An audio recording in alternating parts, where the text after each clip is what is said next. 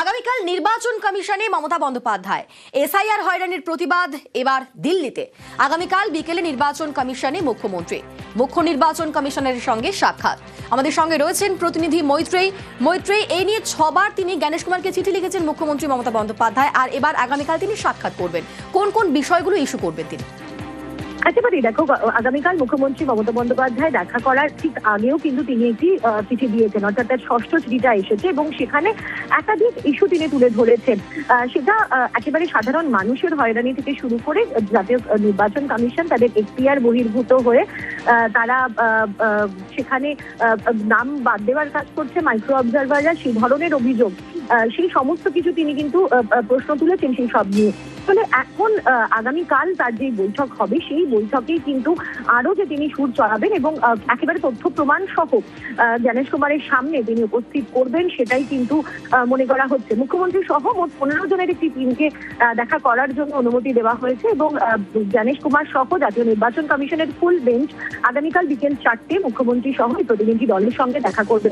ফলে খুব স্বাভাবিকভাবে এসআইআর সংক্রান্ত যে সাধারণ মানুষের হয়রানি থেকে শুরু করে বিএলওদের উপরে যে চাপ বাড়ানো এবং বিনা কারণে যে সরকারি কর্মীরা রয়েছেন তাদের উপর চাপ বাড়ানোর যে অভিযোগ তোলা হয়েছে, সেই বিষয়গুলো তো তিনি তুলে ধরবেনই। তার সঙ্গে সঙ্গে অনৈতিক কাজ যে করানো হচ্ছে এবং আইন বিরোধী কার্য যে এইআরও এবং ইআরওদের দিয়ে এবং মাইক্রো অবজারভার দিয়ে করানো হচ্ছে, সেই সমস্ত বিষয় কিন্তু তুলে ধরার সম্ভাবনা রয়েছে মুখ্যমন্ত্রী Mamata Bandyopadhyay.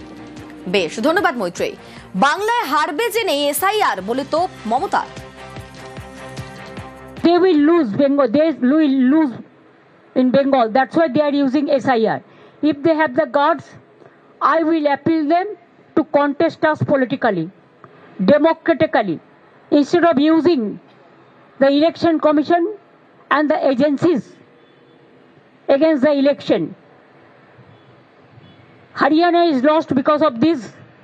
Maharashtra is also lost because of this.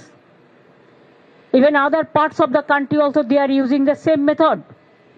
I will tell them, if you have the guts, fight the battle politically. We are ready to fight in inch to inch.